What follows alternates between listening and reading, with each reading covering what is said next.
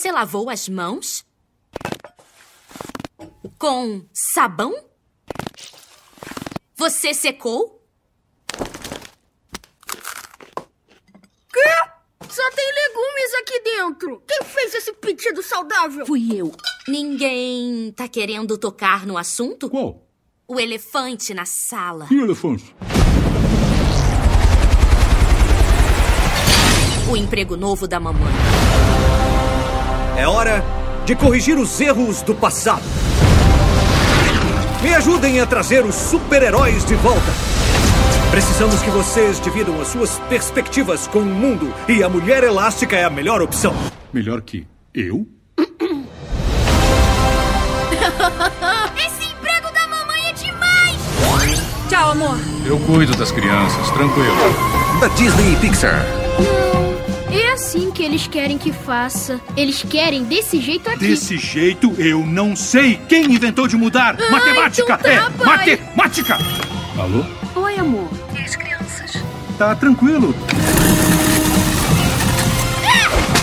É adolescência o que ela tem? E o Zezé? Ele tá excelente. É o quê? Olha o biscoitinho. Vem cá. Olha o biscoito. Tá, eu tô bem. Prepare-se. Olha que coisa mais maluca. Pra ajudar minha família, tenho que deixá-la. Pra consertar a lei, tenho que infringi-la. É claro que você pode. E pros nossos filhos terem escolha. Obrigada, rapaz. Eles voltaram. Ainda mais incríveis.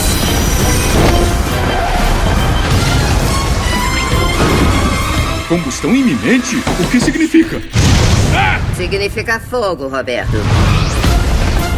Os Incríveis 2. O hipnotizador interrompe esse programa para um anúncio importante. Põe o traje, o lance pode esquentar. Já achei. 15 minutos. Chega onde em 15 minutos? É melhor você voltar rapidinho. 28 de junho nos cinemas. Em um mundo de fantasia. Na verdade, é na internet.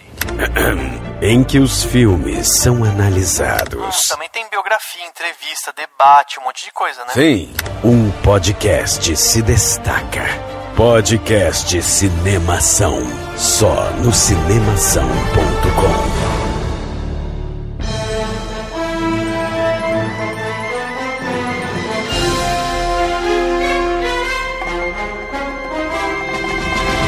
Seja bem-vindo ao podcast Cinemação 280. Eu sou Rafael Arinelli e esse podcast terá inúmeras informações, podendo causar excesso de informação, ansiedade e insônia.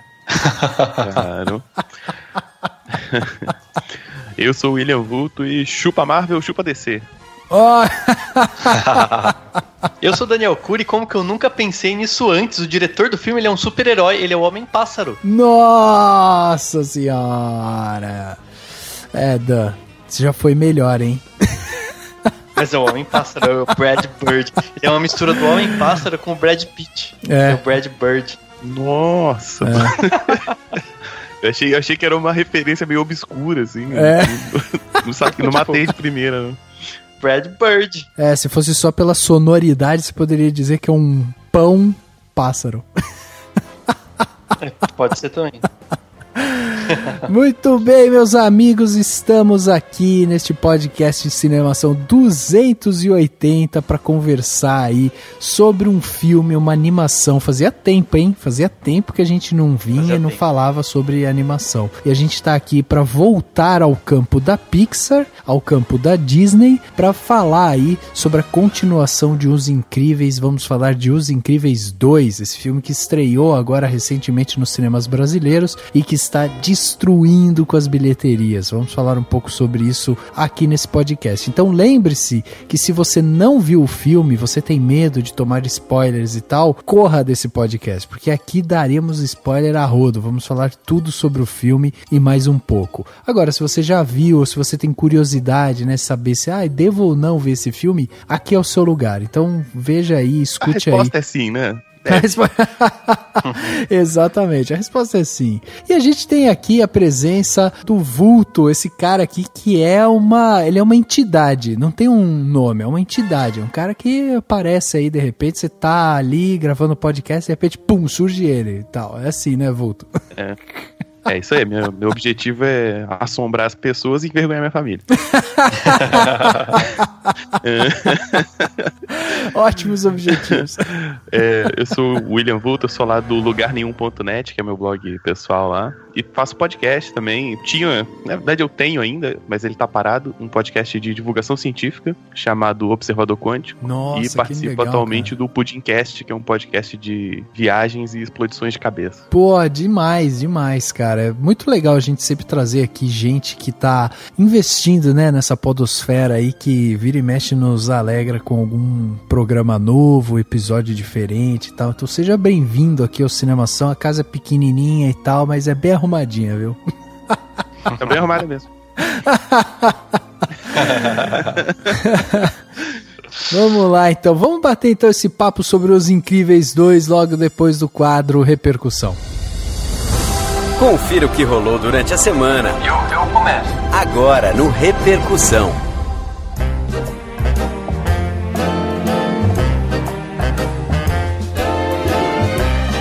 Chegou aquele momento de você se preparar para mandar o seu comentário aqui pra gente. Você vai mandar e vai dizer o que você achou sobre Os Incríveis. Você pode mandar por Facebook, por Instagram, por Twitter, por onde você quiser. Mas principalmente, envie por e-mail. Lá você vai poder escrever o quanto você quiser e a gente vai poder ler tudo aqui para os ouvintes do podcast do Cinemação. Para enviar por e-mail, basta enviar para contato@cinemação.com, ou também você pode acessar o nosso site, o cinemação.com, e no post deste podcast você vai lá e escreve seu comentário. Vamos pegar o seu nome, vamos responder você e vamos ler seu comentário aqui no podcast do Cinemação. Lembrando que a gente sempre vai precisar de você para ser nosso patrão, nossa patroa, nosso padrinho ou nossa madrinha. É só entrar lá no botão contribua no cinemação.com ou direto no cinemação.com/contribua. Você vai ter acesso a 3 plataformas diferentes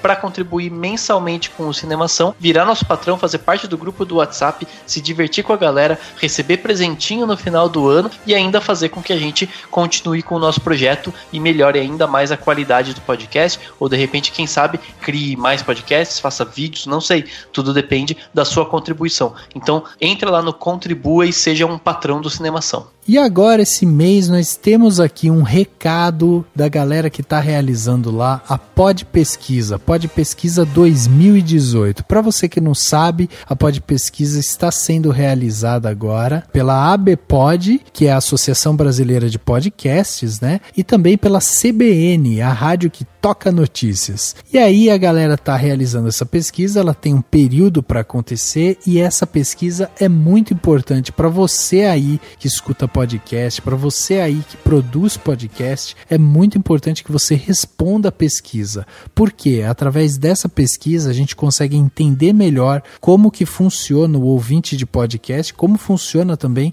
os produtores de podcast. E aí todo mundo consegue produzir melhor os seus conteúdos para seus ouvintes, certo? Então, para isso, vou deixar aqui um spot, né, uma vinhetinha de 1 minuto para vocês ouvirem o recado da galera da Pod Pesquisa. Atenção, ouvinte de podcast, temos um recado muito importante para você. A ABPod, a Associação Brasileira de Podcasters, em parceria inédita com a Rádio CBN, está realizando entre os dias 1º de julho e 15 de agosto de 2018 a 4ª edição da Pod Pesquisa. Na edição deste ano, além de atualizar o perfil do público brasileiro de podcasts, a Pod Pesquisa vai levantar também o perfil dos produtores de podcast e dos ouvintes de rádio que ainda não conhecem podcast. Não se esqueça que o sucesso da pesquisa depende da participação do maior número possível de pessoas. Então, espalhe a notícia para todo mundo que você conhece e siga também o @podpesquisa 2018 no Twitter. Acesse agora podpesquisa.com.br, preencha o questionário e participe dessa importante ação para um crescimento ainda maior do podcast no Brasil.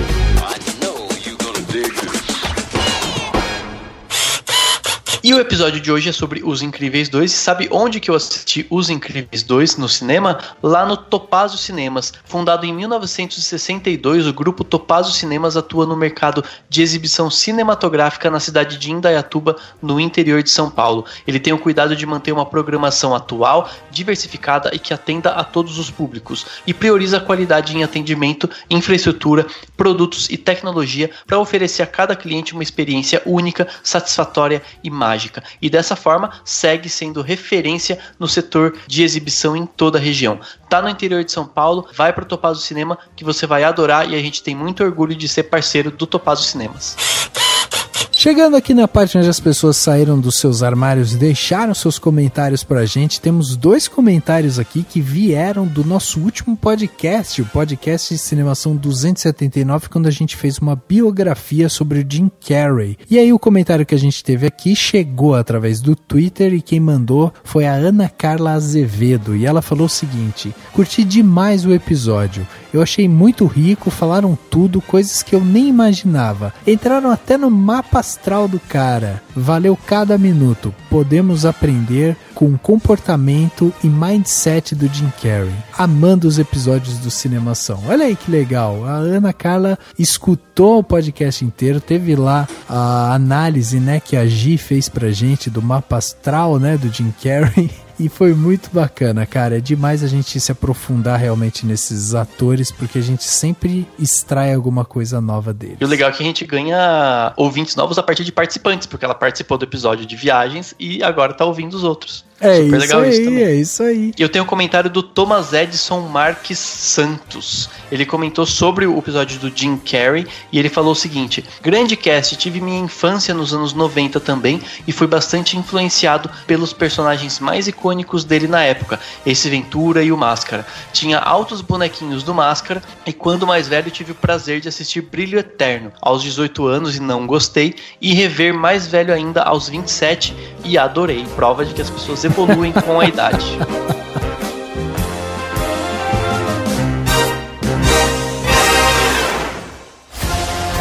Cuidem do Zezé! Mas eu achei que a gente ia com... Não contraria sua mãe! Eu não vou ficar aqui só de babá! Vamos pegar os bandidos! Nessas férias, eles são mais que incríveis. Eles são família. Quem inventou de mudar? Matemática! Então é tá, matemática!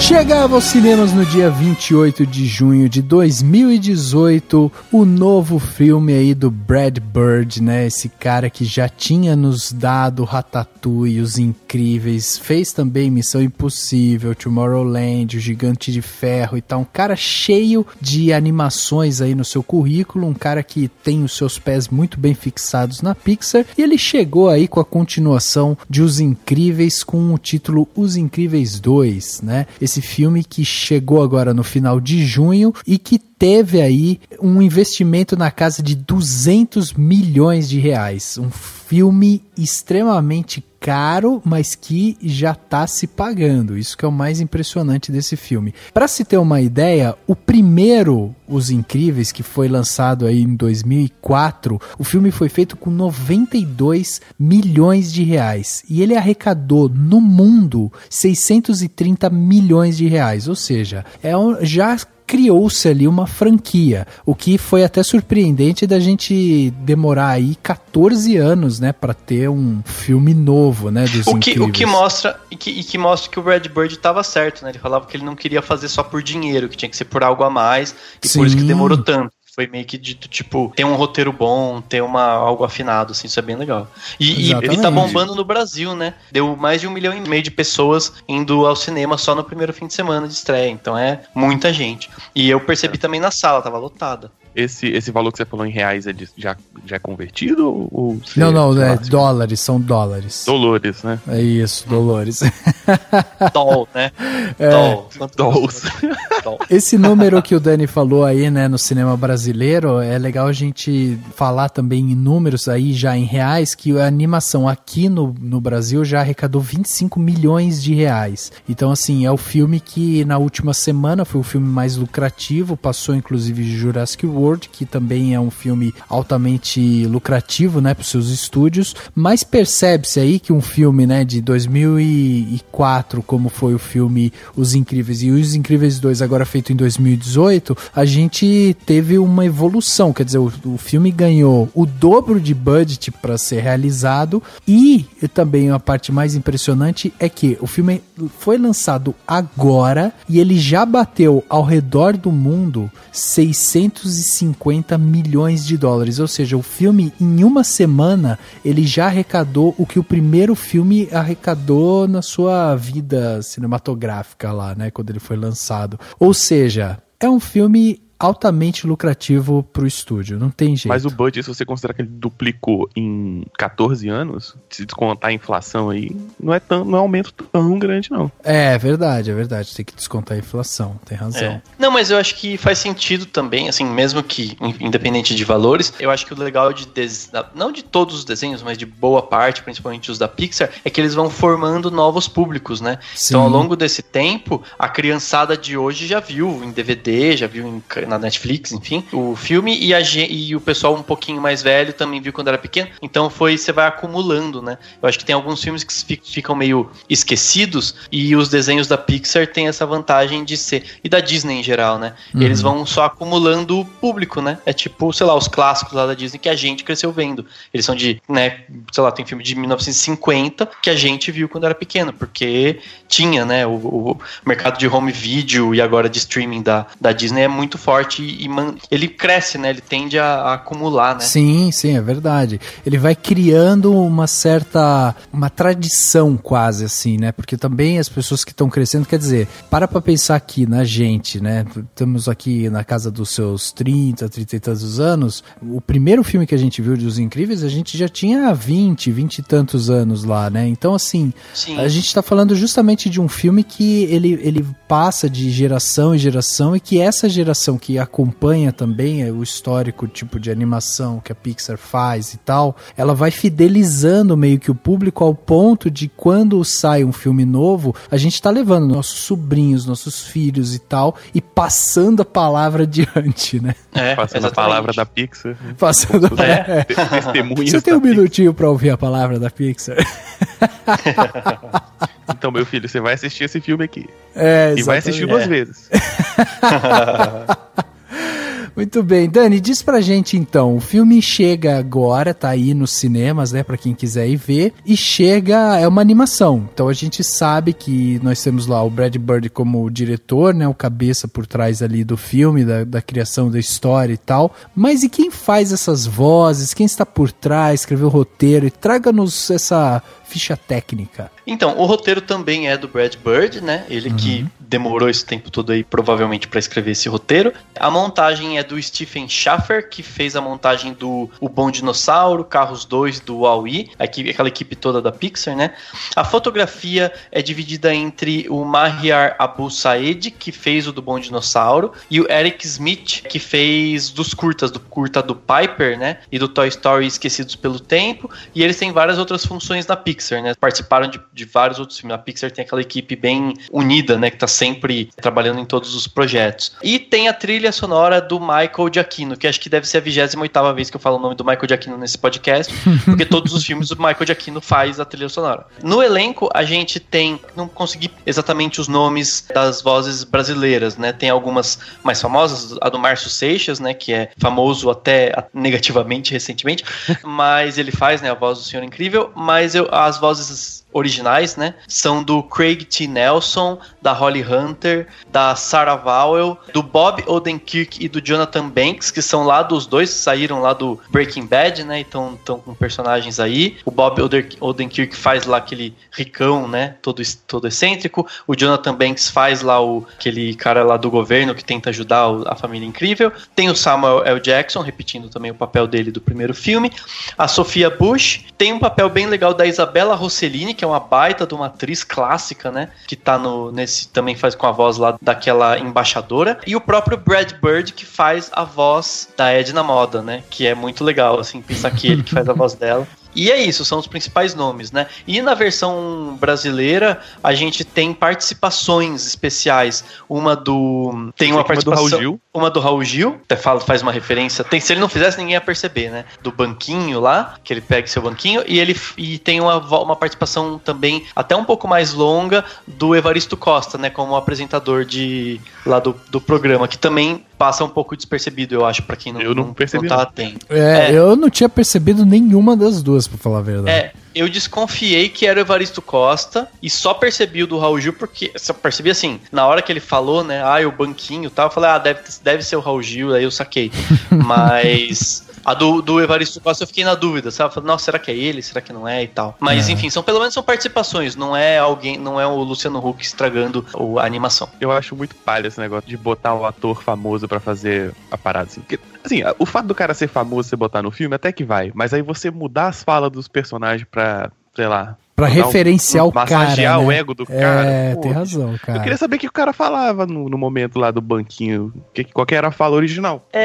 Na verdade são adaptações de piadas que eles fazem, né? Então talvez seja algum apresentador que faz uma brincadeira e aí eu entendo que eles fazem muito disso. Eles tentam fazer em outras dublagens. Então, na dublagem em espanhol, você vai ter algum apresentador fazendo uma piada. Na dublagem em russo, vai ter algum cara da Rússia meio famoso que vai fazer alguma referência à cultura deles. Eles fazem eles preveem essas coisas, né? Nem então sempre, às que é muito né? isso. Às vezes nem é sempre. Só ego mesmo. Tipo, a Peach com eu vou equalizar sua cara lá.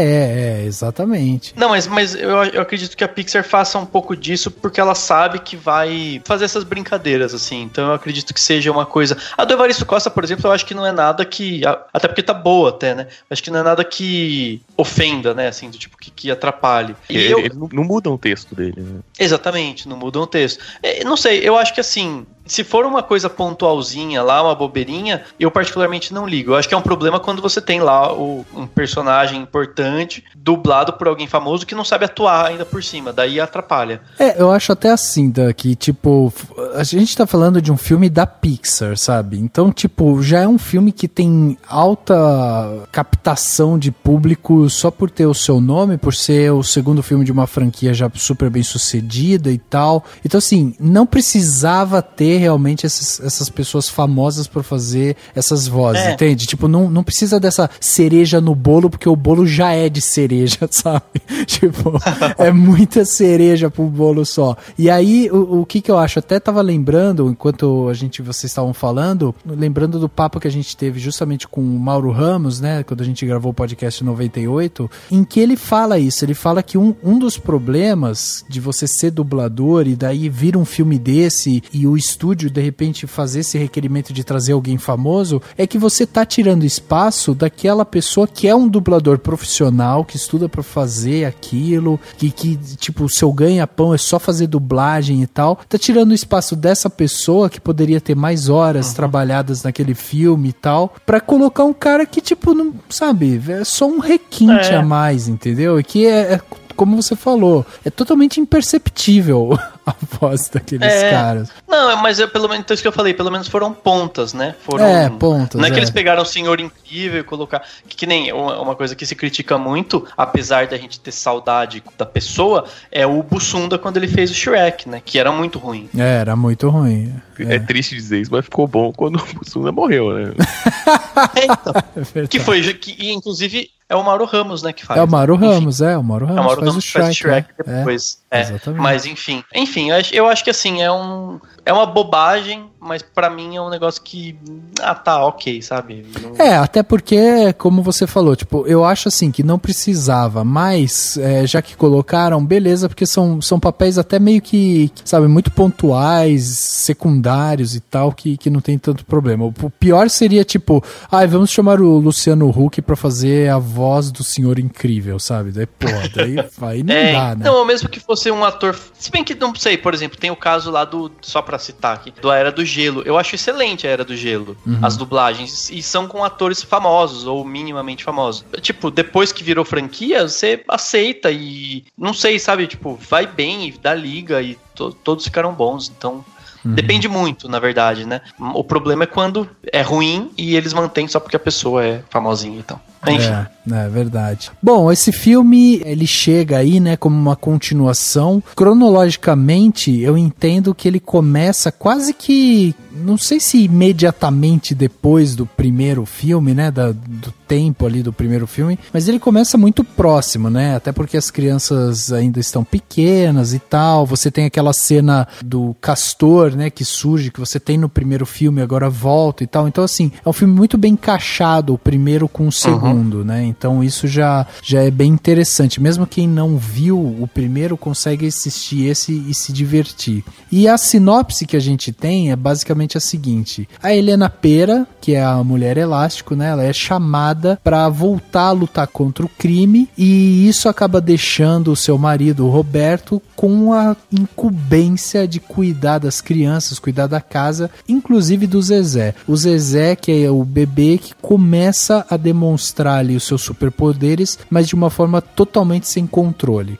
Então o filme se passa dentro desse cenário. A mulher tendo que sair para trabalhar, enquanto o homem tem que ficar em casa para cuidar lá das crianças e tal, porque ele não é tão necessário quanto ela, né? Então, assim, o filme ele já parte de uma premissa muito bem estruturada, já tem inclusive uma crítica social, né? Uma reflexão social dentro dele, que eu acho muito interessante. Inclusive, porque eles trabalham com isso de uma forma muito lúdica, assim, né? Por exemplo, você tem esse lance da Senhora Incrível ser chamada, e quando ela é chamada, quando o executivo fala que vai precisar dela, ele vem com uma estatística. Ele vem falando assim, ó, você é mais efetiva, você é melhor, você faz menos estrago, você é assim, você vai vender melhor, tipo, você é um produto melhor pra mim. E aí o Senhor Incrível, aquilo mexe profundamente no ego dele ali. E isso, cara, é tão legal de você ver uma animação fazer, uma animação que tá conversando diretamente com crianças e adolescentes, de você mostrar essa desconstrução, sei lá, do patriarcado, sabe? De você olhar aquilo ali e falar assim,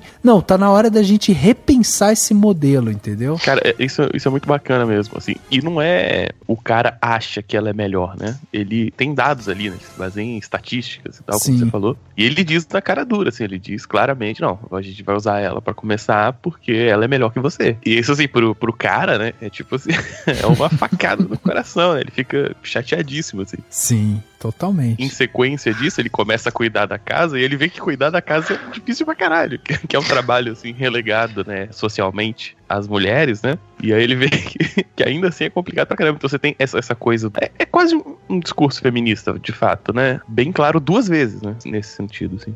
Uhum.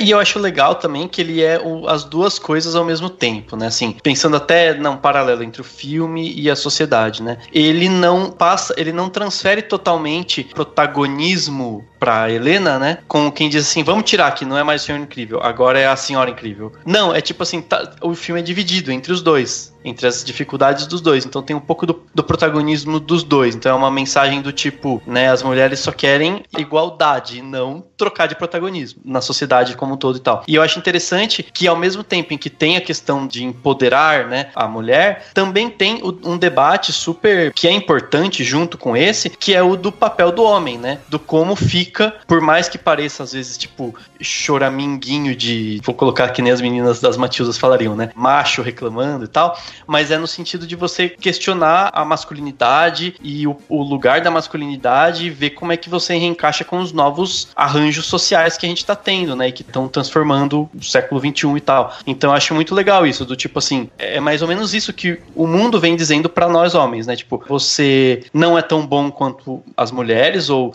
enfim, as mulheres fazem a mesma coisa que você e provavelmente melhor, então você vai ter que aprender a fazer isso aqui, que antes era pra elas e que é difícil pra caralho. Então você precisa se encontrar nesse meio, no sentido de, né, onde que fica essa questão do ego e onde que ficam, como que eu me rearranjo, né, com essas mudanças na sociedade. Então acho que as mudanças são pros dois, né?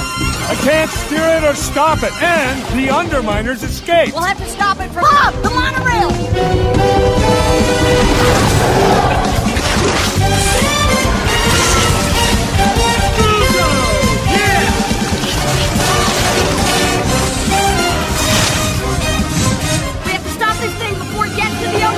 Trying to keep it away from the buildings.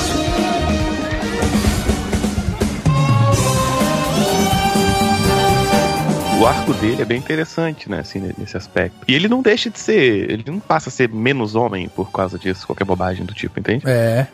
Ele consegue dar conta, no fim das contas. Ele vê que não é tão simples quanto ele acha, né? Cuidar da casa. Sim. Mas no fim, resolve, né?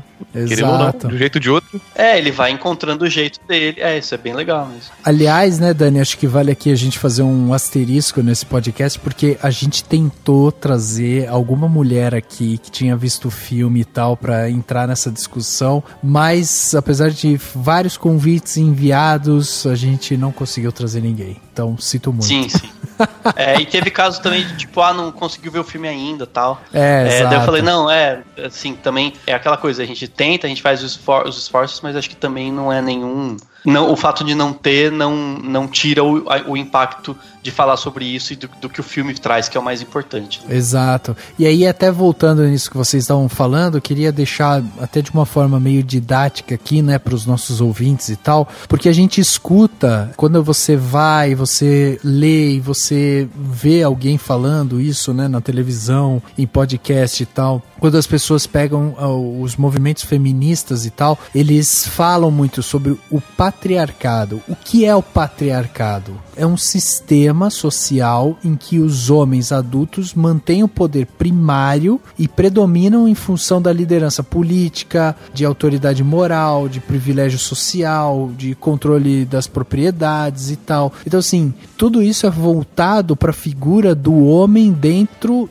desse sistema social que a gente vive hoje, que precisa ser feito no sentido de igualdade, né, entre gêneros e tal. É tentar, de alguma forma, equilibrar a balança, porque hoje em dia essa balança ela é totalmente desequilibrada. Você tem, de um lado, os homens sempre com privilégios, ocupando cargos e tendo privilégios no mercado de trabalho e tal, e você tem, do outro lado, as mulheres que ainda sofrem, né, com esse patriarcado, porque foi desse jeito que a sociedade se construiu. Quando você pega um filme de uma empresa americana como a Pixar e tal, que vem, né, vendendo seus produtos e trazendo elementos muito picantes dentro das suas histórias, e aí ela coloca no centro da história a figura do pai e da mãe sendo desconstruída, quando você coloca o pai para cuidar da família e a mãe para ir trabalhar, ela tá mexendo com seu dedinho ali, justamente nesse conceito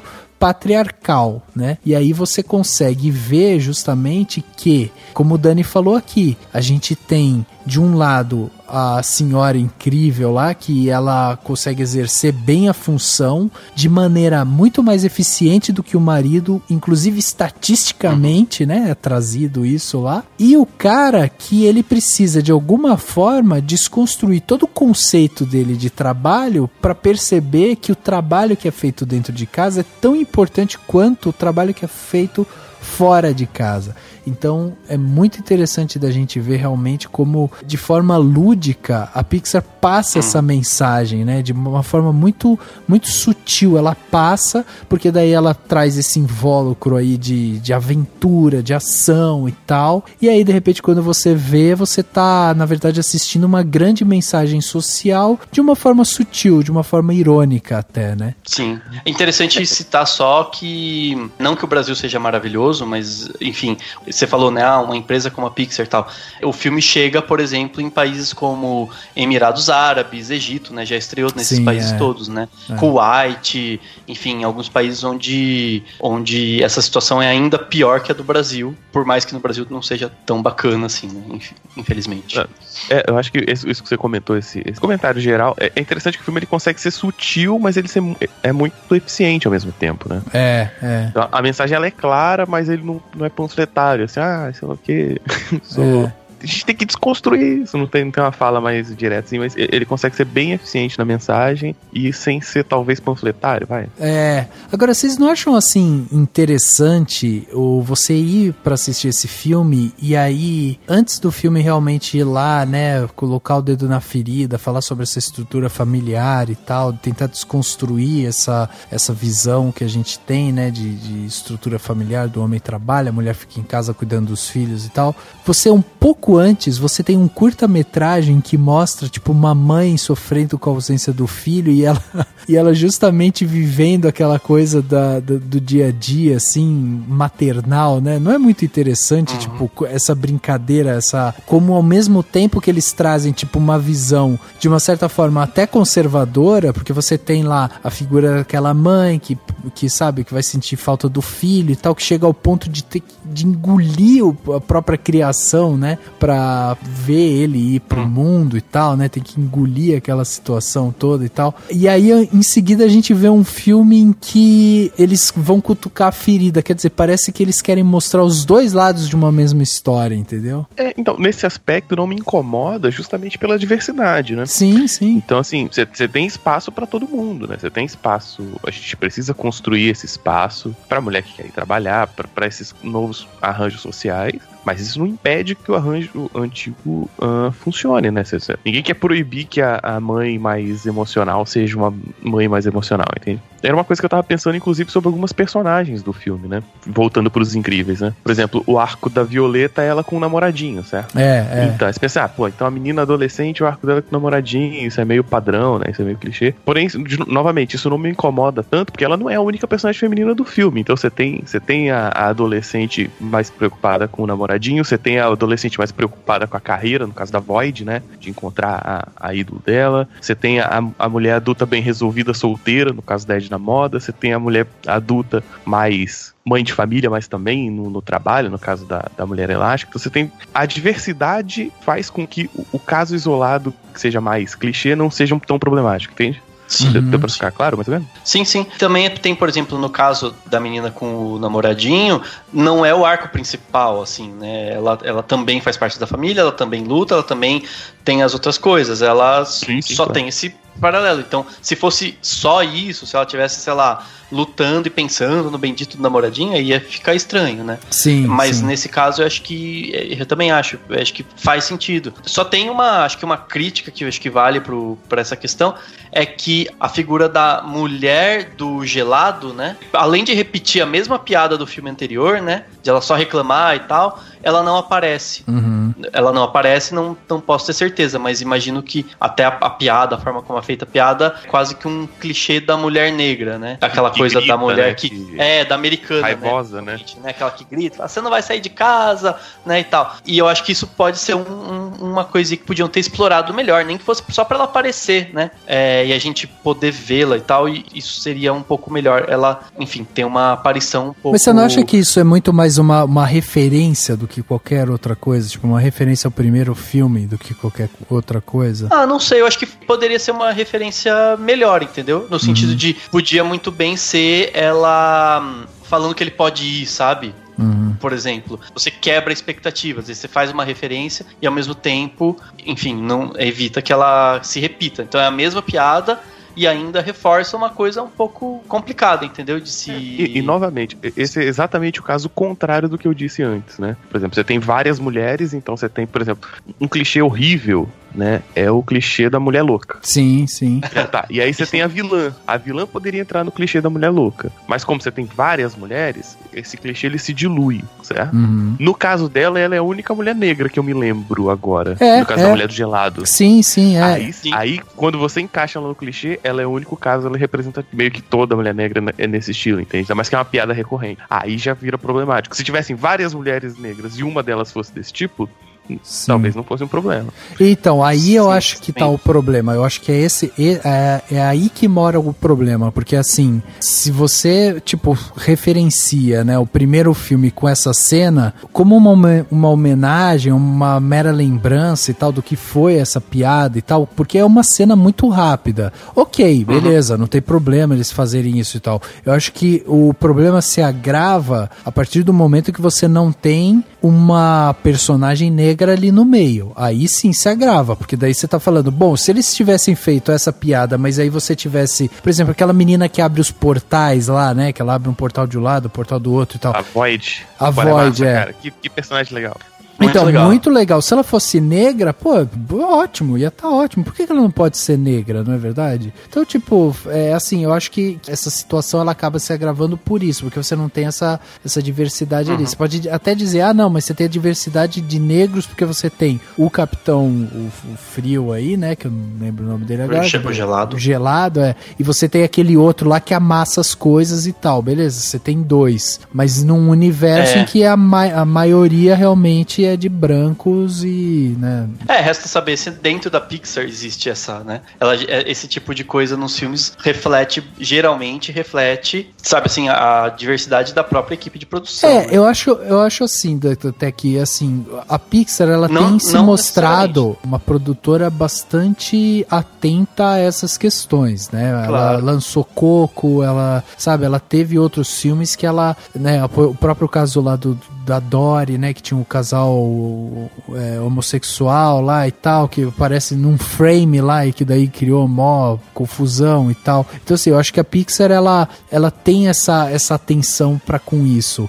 Talvez isso tenha sido mais uma escorregada mesmo, entendeu? Do que propriamente uma falha. Por isso até que eu te perguntei, será que não foi só uma referência?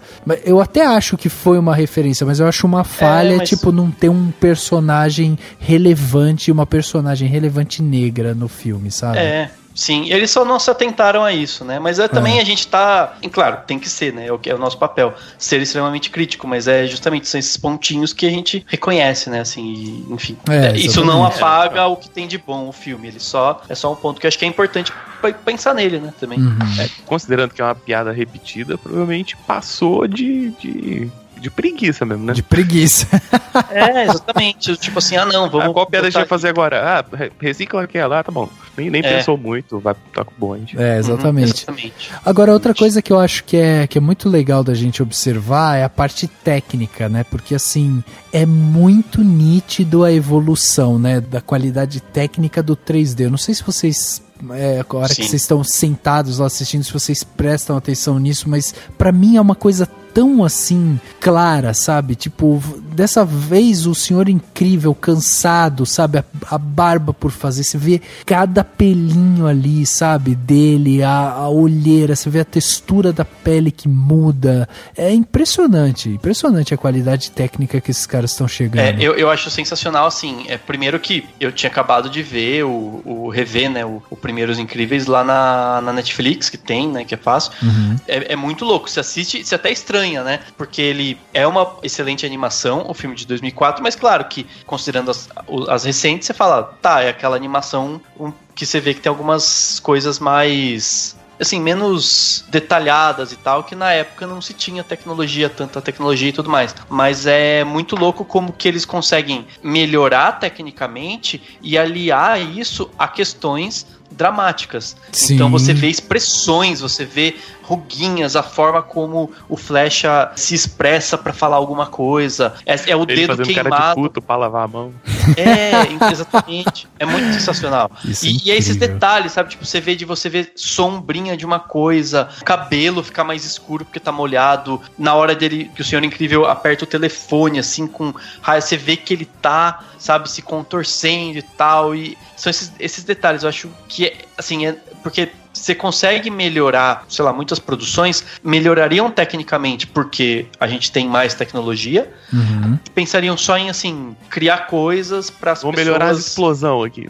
Melhorar a explosão, melhorar detalhes, ou melhorar às vezes só o cenário. E provavelmente nem todo mundo se preocuparia tanto quanto na Pixar eles se preocupam em melhorar, assim, sabe, em atrelar essa tecnologia para que a gente compreenda melhor os personagens e entenda melhor, né, a forma como eles se expressam. A própria conversa entre a Mulher Elástica, né, e a outra que, enfim, spoiler, né, como a gente já tá falando, que é a vilã, né, no fim das contas, sabe, a conversa que elas estão tendo lá no cantinho da festa, você vê que elas estão, tipo, refletindo e pensando.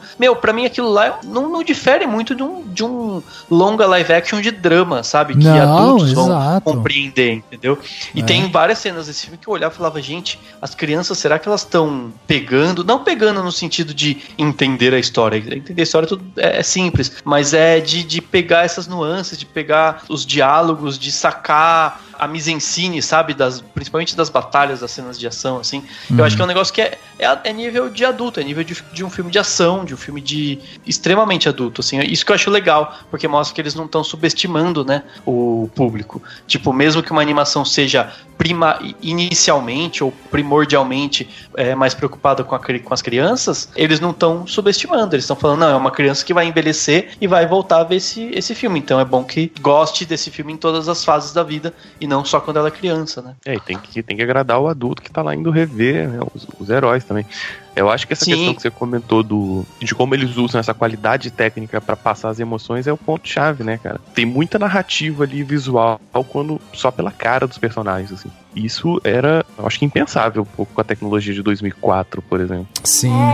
Looks normal to me. When did this start happening? Since Helen got the job. I assume she knows. Are you kidding? I can't tell her about this. Not while she's doing hero work. Girl, come on. Leave the saving of the world to the men. I don't think so.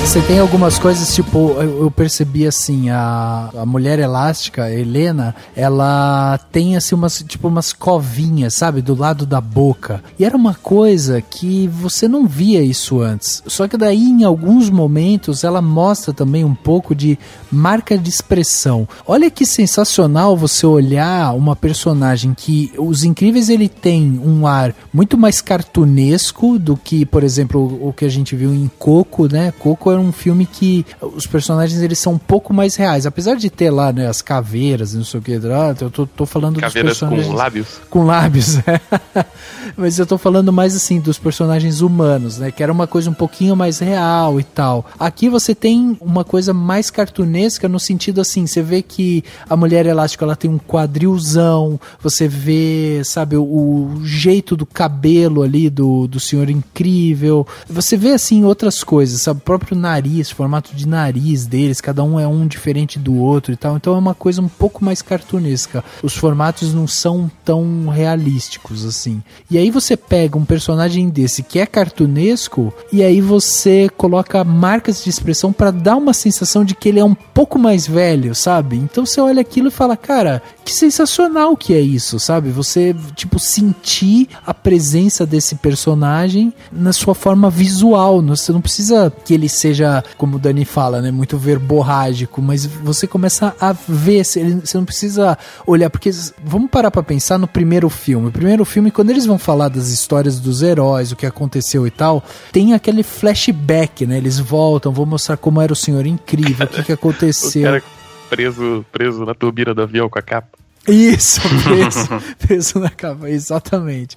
Então, assim, você precisa mostrar de uma forma um pouco mais didática que o tempo passou, que aqueles heróis, sabe, estão envelhecendo e tal. Aqui você não precisa disso, aqui você não precisa voltar atrás, você não precisa trazer visualmente, vamos fazer mais um flashback, mostrar o que os heróis passaram e tal. Não, porque daí como você tem o avanço da tecnologia, você olha para esses personagens e você fala, nossa, como ele tá mais velho, como ele tem essa história, sabe, impressa nele. Isso é muito louco, cara.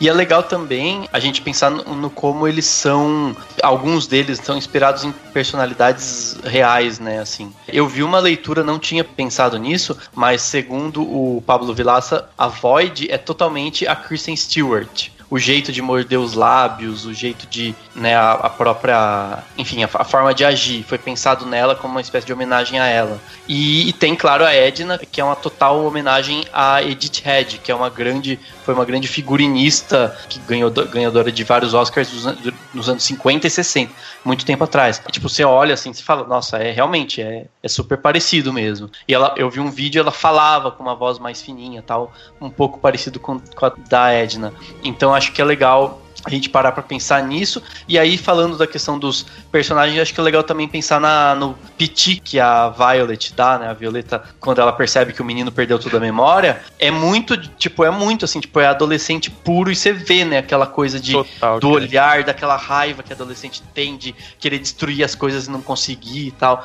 Então acho que isso Ela tenta destruir o uniforme, é muito Homem-Aranha isso também, né, cara? Eu não quero mais ser super-herói, aí joga o uniforme fora. E aí, tipo, o uniforme não destrói, né, porque ele foi feito para não destruir, então eu até pensei, falei, nossa, que inteligente, tipo, não tem como moer esse uniforme, né? Mas eu acho legal, eu acho interessante como eles vão construindo esses elementos, assim, isso é um nível que, cara, é foda a gente ver outro estúdio fazendo, além da Pixar, né? Que a Pixar sabe fazer isso com uma maestria muito grande, porque eles têm essa expertise, né? E provavelmente equipes muito grandes pensando sobre os personagens. E eu acho que é isso que é o legal da Pixar. A base deles é a base correta, né? Eles não estão preocupados em construir só o cenário e desenvolver tecnologias para uma coisa específica. Eles estão preocupados com o roteiro e com história, e com quem são essas pessoas, independentemente de tudo. E o resto só serve para dar suporte e não como estrela principal, né? A maioria dos filmes. Por isso que é melhor que Vingadores. Exatamente. Por isso que tipo, eu acho que realmente é um dos melhores filmes de super-heróis que tem. Ele reflete coisa atual, tem uma história amarrada, tem um roteiro amarrado, tem, sabe, tudo funciona muito bem, serve pra toda a família, né, do jeito que a gente comenta. Tem várias coisas e cara, é difícil você encontrar tirando, a gente encontrou um e tal, mas você não fica encontrando muitos defeitos, assim, né? Não tem furo de roteiro, não tem muitas dessas coisas, porque ele é muito amarradinho, eu acho que é o segredo, e eu acho que a grande questão é essa, tipo, aquela que eu falei no começo, o Brad Bird não queria fazer só porque fez sucesso, e aí vai dar mais dinheiro. É claro, a Pixar tem feito isso, eu acho que ela vai fazer mesmo, tipo, Carros 4, sabe, continuações que a gente sabe que não vão ser tão boas. Ela tem meio que pisado na bola, mas acho que esse pisar na bola é justamente mostrar o quanto que se apressar é um problema e o quanto que quando eles fazem as coisas com calma, sem pressa, sem preocupar tanto assim só com o dinheiro, você consegue melhorar a qualidade, né? E eu acho que esse é a grande falha, embora a Marvel esteja fazendo bem, que a gente sabe, né, que ela tá caprichando no que ela pode, mas a gente sabe que é um dos grandes problemas. Tipo, por que é formulaico tudo na maioria dos filmes de super-herói? Porque é toque de caixa. Porque é 3, 4 filmes por ano, bicho. Exatamente. Você fecha uma fórmula, só né, pra e pronto. Rafa, desculpa te atrapalhar. E não que esse não tenha uma fórmula, ele é um roteiro super simples, né? A trajetória toda, as coisas que acontecem, até tem uma quebrinha, porque tem lá, eu pelo menos achei que ia ser um vilão e era outro, mas enfim. Mas assim, o roteiro não precisa ser sofisticado, ele pode ser simples, mas não é tão repetitivo e consegue ter momentos de criatividade, entendeu? Mas enfim. Mas exatamente, eu acho assim, que tipo, o problema do filme é justamente que ele tem a estrutura toda dele narrativa, né, de vamos dizer, o arco heróico do filme, ele é um arco simples mesmo, ele não tem grandes viradas ali, nem nada. Até acho que foi bem trabalhada essa questão do vilão e tal, ele realmente dá a entender que é um, mas depois ele mostra que é outro e tal, blá blá, acho isso muito bom. E eu acho que Os Incríveis, ele tem uma vantagem em relação a filmes de herói para com os outros, que é o fato dele ser uma animação. Ele ser uma animação já dá para ele uma credibilidade de que a partir do momento que você me mostrar qualquer coisa aqui, eu aceito. Por exemplo, a cena da Mulher Elástico correndo lá atrás do trem, em que ela se estica e ela puxa, sabe? De mota. E ela vem de... Mano, isso é maravilhoso, cara. Isso é maravilhoso. É maravilhoso e funciona meio muito Akira, bem. Né? A moto é meio Akira. Meio Akira, exatamente. Mas assim, funciona porque é uma animação. Se fosse um live action da mulher se esticando, não sei o que, a gente ia falar, cara, que coisa mais ridícula, que coisa esquisita, sabe? Porque assim, em alguns momentos, quando ela se estica, ela dá função pra isso, né? Pra se esticar. Ela vai pular um carro, ela precisa pegar impulso, sei lá o que. Então, dá função. Tem outros momentos que ela se estica que você fala, tá, aqui ela não precisava ter se esticado. Mas é uma animação. Então você compra a ideia. Mas é legal pra caralho. É legal, pronto, não tem problema. Então eu acho que assim, Os Incríveis, ele tem essa vantagem.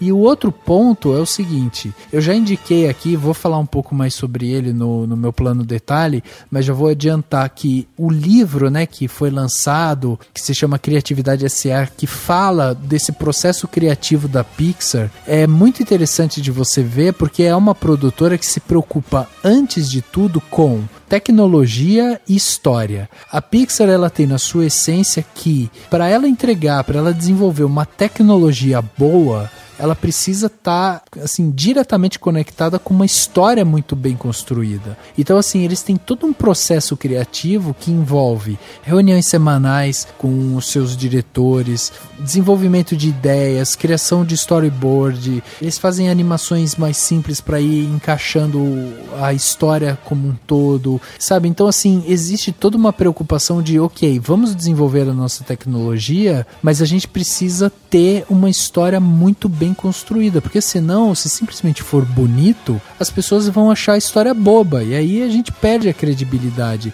E essa mentalidade eu acho muito interessante para uma empresa que tem no seu cerne a vontade de ser, ela queria ser antes uma empresa de desenvolvimento de software, entendeu? E aí foi quando, né, o próprio presidente lá, tipo, foi trabalhar com Lucasfilmes e tal, e depois ele faz, né, a Pixar junto com Steve Jobs e blá blá blá.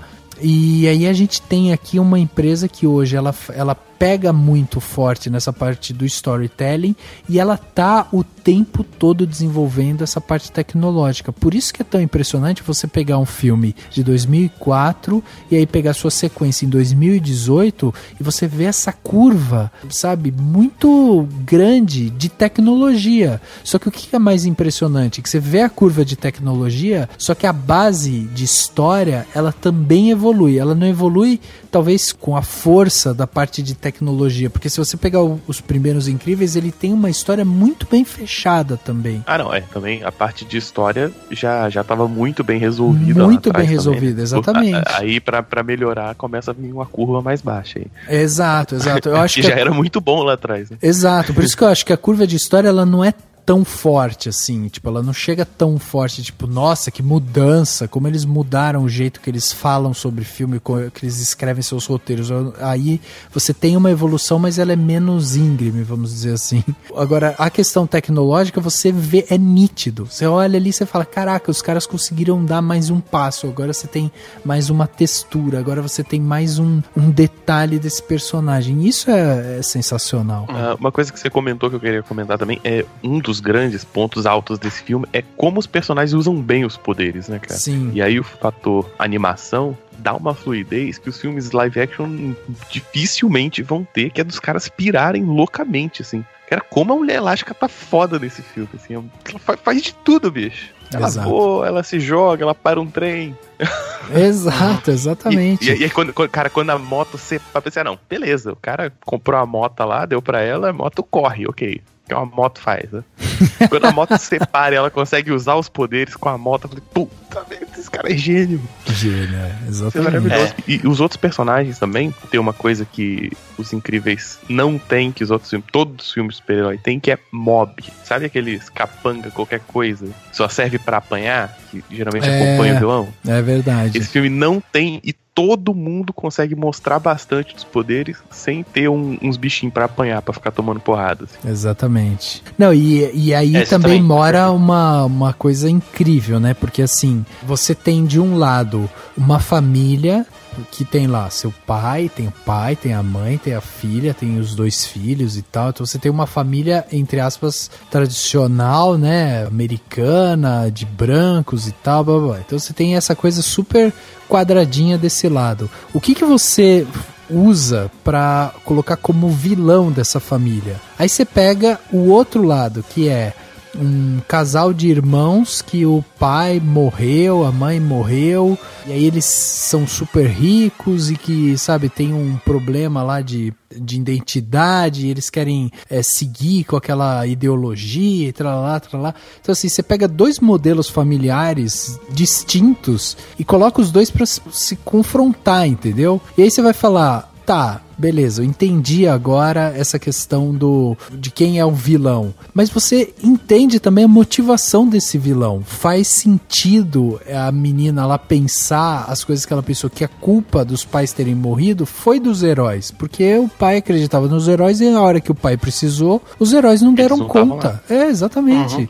E sabe um negócio que é muito interessante também? Que tanto no primeiro, que era o Síndrome, né? No primeiro Os Incríveis, quanto nesse, o vilão, ele não tem superpoderes. Exato. Ele constrói os superpoderes a partir da tecnologia. ou do que ele conhece tecnicamente, né? No caso da vilã desse, né? Tipo, enfim, mas é da tecnologia de qualquer forma. Exato, exatamente. Não, isso é sensacional, porque também faz de novo, né, o lance dos opostos, né? Porque você tem, de um lado, uma família super poderosa e tralalá, e o vilão, ele é o ser mais ordinário, mais comum ali, entendeu? Só que qual que é o grande lance dela? É uma mulher inteligente, que cria tecnologias e tal. Então, assim, é muito legal de você ver esses conflitos. E isso você vai encontrar em outros filmes, né? Óbvio. Mas aqui eu acho que ele ganha mais relevância justamente por isso que a gente tá falando. Tipo, a gente tá falando de um desenho, de uma animação, a gente tá falando de um produto feito infanto-juvenil, que leva milhares de pessoas ali, sabe? Mas se encontra isso nos Vingadores, por exemplo, se encontra esses traços também nos Vingadores, você pode ir lá, você vai encontrar os vilões megalomaníacos que querem terminar com todos os heróis e tal, blá, blá. Só que ele não se comunica tão bem, ele não é tão eficaz com esse público infanto-juvenil quanto é os Incríveis, entendeu? E é uma vilã que funciona, né, cara? Tipo assim, ela quer acabar com os heróis porque ela não confia nos heróis, né? Tipo, pra ela o mundo vai ser melhor, assim. Exatamente. Sendo mais proibidos ainda. You look ghastly, Robert. I haven't been sleeping. I broke my daughter. They keep changing math. We needed AA batteries, but I got AAAs, and now we still need AA batteries. Put one red thing in, a load of whites, and now everything's pink. And I think we need eggs. Done properly, parenting is a heroic act. Done properly. I am fortunate that it has never afflicted me. Quer ver outra coisa que eu acho muito interessante do filme? Assim, a premissa dele, né? A ideia dele. E isso vem desde o primeiro até agora e tal. Que é o lado B dos heróis. Tipo, você não vê lá o Tony Stark lavando sua roupa, tendo que arrumar sua casa, sabe? Levando o carro pra consertar. Você não vê esse tipo de coisa. O Capitão América, sabe? Passando por isso e tal. O Homem-Aranha talvez. O Homem-Aranha talvez, exatamente. Mas assim, esse filme ele vem também com essa ideia de desconstrução do próprio herói, sabe? O que são os heróis? E aí essa ideia de você mostrar o herói como o comum, né? Como tendo que resolver problemas comuns, é muito interessante também. Isso é a premissa, né? O cerne dos Incríveis. Outro tema que se repete também é gente humana, gente sem poderes, que se deu muito mal por estar envolvida com super-heróis, né? No primeiro você tem o moleque que vira fã, né? E aí rejeitado, digamos assim. E aqui você tem, né? Os caras que confiavam nos super-heróis e se deram mal também, né? Sim, mas aí entra a questão da lei, né? Que eu acho que também não deixa de ser um debate bem atual, né? Do tipo, até que ponto a gente tem que seguir a lei se essa lei não é justa, né? E como que você lida com isso? Seríssima, né, cara? Exatamente, em tempos, né, como esses que a gente vive e tal, é complicado mesmo. Você fala assim, tem uma lei que me proíbe de fazer tal coisa, mas eu deveria ter o direito de fazer essa coisa. Tem uma lei que não permite que pessoas sejam super-heróis, mas como então que eu faço se ele pode salvar a vida das pessoas e tal? Então eu acho que é um debate que é interessante e assim, é o motivo pelo qual os super-heróis não foram salvar os pais da vilã, isso fez com que ela ficasse com a raiva deles, entendeu? Então também é toda uma série de coisas que vão se encavalando uma na outra, e o filme é muito, muito bom, porque ele é muito claro ao mostrar isso, né? Eu acho que ele é muito adulto, né? Ele mostra isso no texto de uma forma clara, mas ao mesmo tempo não fica tão escancarado quanto muitas animações fariam. Muitos filmes, pensando só em criança, fariam de uma forma muito mais jogada, mais talvez, sei lá, melodramática, talvez, não sei. Mas eu acho interessante isso, assim, tipo, e querendo ou não, é um pouco do que tem lá no Guerra Civil, né? Mas, sabe assim, esse debate tem a ver um pouco, né, com essa coisa do lado no Guerra Civil, no sentido de que, enfim, a base do Guerra Civil tem a ver com a... Os heróis são ilegais, né? Os heróis ficam ilegais, né? Alguns deles. Alguns ficam ilegais, dependendo de como eles se comportam e tal. E eu acho que é super importante debater isso, sabe? Tipo, o quanto que... E nesse filme ainda tem a questão do quanto que a mídia controla as pessoas, né, as telas, né? Tanto que o vilão, ele em inglês, né, no original, como que é o nome dele? Screenslaver. Screenslaver seria o escravizador das telas. escravizador de telas, né? Que é tudo bem que é meio o paradoxo do mundo, né? Tipo, a Pixar falar que telas escravizam, sendo que é o que talvez ela esteja fazendo. Mas é interessante isso, sim, o quanto esse debate precisa ser feito também, e ele consegue colocar isso de uma maneira sutil, claro, não dá pra também querer que ele abra, né, 1000 possibilidades de debates e tudo mais, mas eu acho interessante, porque, enfim, fazendo isso, coloca essas questões pra gente, né, coloca e deixa o filme atual, né, deixa o filme muito... Porque, querendo ou não, o primeiro filme, ele era mais voltado pra recuperar aquela ideia do super-herói dos anos 60, né? Que é o clima do primeiro Incríveis, do Primeiros Incríveis é isso. É tipo, sim, histórias em quadrinhos dos anos 60, vamos recuperar aquele clima, né? Até porque na época ainda não tava começando a bombar os filmes de super-heróis. Tinha um pessimismo desgraçado também, né? E isso é de pessimismo. Também tem isso, de pessimismo. E aí, nesse daí, ele mantém um pouco disso, mas ele consegue atualizar. Então ele leva a gente pros debates atuais, né? Da questão das leis e da questão da tela. Mas não resolve, né? Ele traz os debates, mas não resolve. Tipo, você vê que ele fica na dúvida, assim, não, mas até que ponto eu posso quebrar a lei porque eu acho certo, né? E como isso é uma merda quando você tem filho adolescente, né? Porque ela fala assim, então a mãe tá saindo e sendo super-herói contra a lei. Tá, mas é porque, né? Aí o respaldo que isso dá pro seu filho adolescente fazer merda. Exatamente, claro, E até merda dentro de casa com a regra da casa e na rua com as leis mesmo, né? Também tem isso.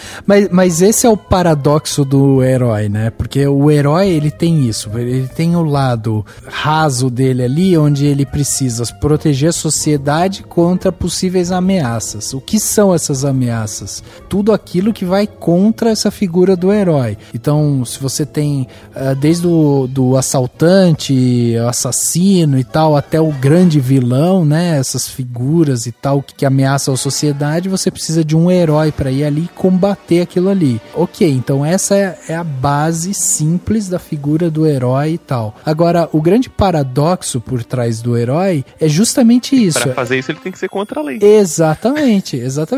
Ele faz tudo isso contra um sistema legal, né, que aquela sociedade oferece. E essa é a grande questão por trás de todo o herói, né? Porque daí você pode até falar assim, não, mas ele tá fazendo o bem. Ok, mas ele é mais um justiceiro do que um herói. Então, para ele ser um herói, ele precisa estar legalizado. Para ele estar legalizado, será que também a gente não precisa ter um herói tipo, que vai trabalhar lá com a legislação, que vai, sabe, que vai tentar, um político que vai lutar pelas causas sociais e não sei o que, para diminuir o nível de criminalidade, entendeu? Então você fala, beleza, então você tem a figura do herói, que é essa coisa que a gente idealiza, talvez até a gente criou isso, né, na história humana, quando a gente vai lá ver a parte de que a gente tá contando histórias e tal, sempre tem a figura do grande herói, a figura do vilão, a aventura, a superação, a busca por um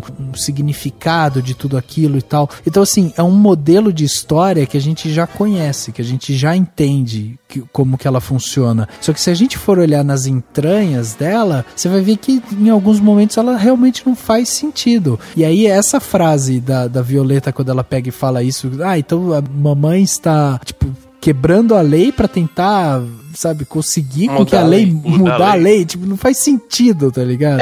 Na verdade, assim, vocês falando disso, eu tava pensando aqui, os grandes heróis da humanidade, vamos pegar assim, ou da nossa história e tal, não todos eles, claro, não consigo fazer um balanço aqui, mas eles basicamente quebraram a lei, né? Eles basicamente foram contra a lei, de alguma maneira, contra as regras vigentes, né? Pegar, sei lá, Tiradentes, Zumbi dos Palmares, não seria Zumbi dos Palmares se ele não tivesse fugido, coisa que, tecnicamente, que era contra as regras. Você pegar Jesus Cristo também, assim, né? Ele só foi crucificado justamente por ter feito algo que era contrário à lei do local. Então, enfim, tô exagerando aqui e tal, mas basicamente é isso. Então, acho que faz sentido, é a essência do herói também.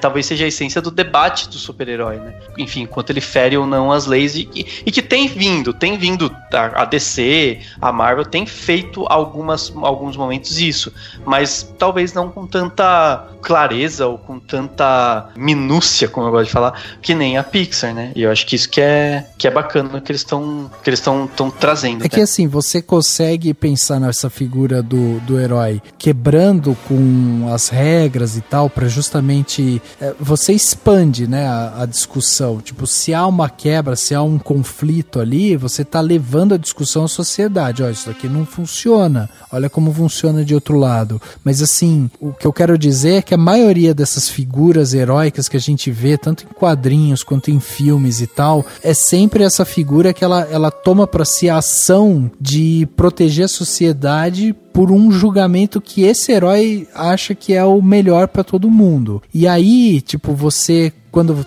quebra essas regras e tal, às vezes você precisa realmente ter essa outra figura, que é a figura que vai estar ali nos bastidores, né? E aí eu vou até trazer aqui até a frase do próprio Demolidor, que ele tem um momento na história dele ali que ele pega e fala assim, olha, eu vou ser advogado porque eu preciso também defender a sociedade de uma outra forma. Eu posso defender desse jeito, que é o físico, de ir lá, de combater e tal, mas existe também uma outra forma, que é eu estando ali combatendo o sistema dentro do sistema também. Sim, exatamente. É muito louco isso. É um debate super interessante. E Batman, por exemplo, se você pegar o Batman, é um louco, né, que sai na rua batendo nas pessoas. Às vezes, beleza, o cara ele pegou o cara em flagrante, o cara tá roubando a bolsa, ele vai espanco o cara, desmaia o cara na porrada, o cara tem uma concussão, problema de movimentação pro resto da vida. Né? E aí, pô, tá estranho. Por outro lado, se ele colocasse as habilidades dele como porradeiro e detetive sob a tutela da polícia, né? Considerando que a polícia de Gotham é totalmente corrupta, não ia adiantar de porra nenhuma, né? Então você fica nessa dicotomia, assim, não, até que ponto se você entrar pro sistema, o sistema já é corrompido, você tá fudido, né? Por outro lado, você não pode sair por aí usando seus superpoderes, suas super habilidades, regaçando coluna de maluco e aplicando a sua moral como a moral definitiva, né? Exato. Sim, dá pra contar nos dedos, conta histórias em que o Batman pegou alguém roubando um banco e enfiou porrada no cara, e histórias que o Batman foi atrás de resolver coisas grandes com políticos. Exatamente. Dá pra contar nos dedos, entendeu? Por um lado, é obviamente problemático a questão de, por exemplo, guerra civil, né? Você, vamos liberar nossas identidades tudo pra SHIELD. Aí no filme seguinte a SHIELD é comprometida, né? Descobre que os caras dominaram a parada toda. Claro que teria dado uma merda foda se todo mundo tivesse a identidade passada pra SHIELD. Por outro lado, você tem esse problema, né? Que é os malucos saindo na rua batendo em quem quer. E o que impede desses caras achar que tal coisa é crime e tal coisa não é? Né? Exatamente. Imagina se o Batman fosse homofóbico e saísse batendo em...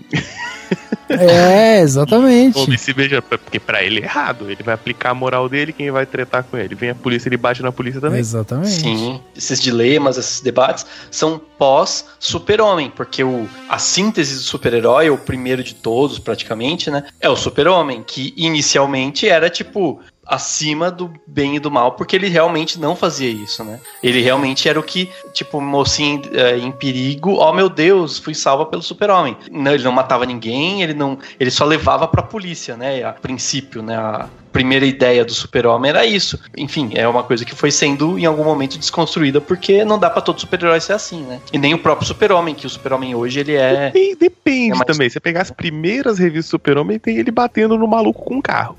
Não, isso sim, mas tecnicamente ele tá sempre, tipo, ele não mata ninguém e tá preocupado em levar para a polícia. Essa coisa muito sonhadora, né, do super-herói lá dos anos 50, até, né? E que tem tudo a ver com a nossa sociedade, né? A gente foi questionando e compreendendo que as coisas são muito mais complexas. Tanto que eu acabei de ter uma percepção dos Incríveis 2, que eu falei, pera, olha que louco. Eles meio que dão sorte, não, eles dão muita sorte de encontrar um cara rico, fanático por super-heróis, que quer mudar essa lei e que tem esse poder porque ele é dono de uma das maiores empresas do mundo. Ele não é nem o Zuckerberg, né? Ele é o dono da Vivo, sei lá, né? Ele é companhia. E assim, é muito louco parar pra pensar nisso. Tipo, quer dizer que pra mudar as leis eu preciso ter incentivo e iniciativa de pessoas muito ricas e poderosas, entendeu? Se a família da Helena e do Roberto quisesse mudar isso por parte deles, eles iam virar basicamente militantes políticos, o que ia causar problemas pra Pixar se ela tivesse personagens que fossem militantes. Heroísmo de guerrilha, né? Eles vão ser guerrilheiros, entendeu? E aí você fala, pera, mas que mensagem eles estão passando? Assim, tô aqui procurando pelo em ovo, tá, gente? Não é pro filme funciona, tá ótimo, não tô reclamando. Tô debatendo, né? Assim, para e pensa, né? Tipo, quer dizer então que pra você mudar uma lei mesmo de uma forma bacana é só se tiver gente muito poderosa interessada nela e não se as pessoas da população quiserem essa mudança. O lobby pro meu lado tá tudo bem, é isso? Então, mas é muito louco isso, né? Tipo, é por lobby, então, agora, só. Então, e tudo... Então, e aí, mas... E é muito legal, porque esse filme mostra muito, assim, o quanto tem a própria tela, né, que escraviza essa crítica ao marketing, vamos dizer assim. A forma como se faz o marketing que faz com que as pessoas mudem a percepção de se os super-heróis são legais ou ruins. Então, se você consegue fazer um marketing bacana pra todo mundo falar, o super-herói é bacana, ele me salvou, então todo mundo muda a percepção, aí tem a aprovação popular pra uma lei. Sim. Se todo mundo se você ficar fazendo uma construção de que eles são horrorosos, né, enfim, que são na verdade vilões e tal, e todo mundo vai querer a proibição deles, então todo mundo é moldável. Quem não é moldável são os poderosos que definem tudo isso. Isso é muito louco de pensar, porque é interessante também se você pensar que, por exemplo, o carinha, ele quer, os super-heróis salvam pessoas, então vamos lembrar pras pessoas isso, né, vamos botar câmera e tal, e aí as pessoas vão ficar a favor, e aí o governo vai ser obrigado, né, a rever essa lei. Então, teoricamente, por mais que você tenha o dinheiro envolvido na produção, mas teoricamente seria meio que poder popular depois, se você pensar algo assim. Por outro lado, a menina, o plano dela no final é tipo assim, vamos mostrar os super-heróis fazendo uma merda, e aí todo mundo vai ficar contra e vai enrijecer mais a lei ainda.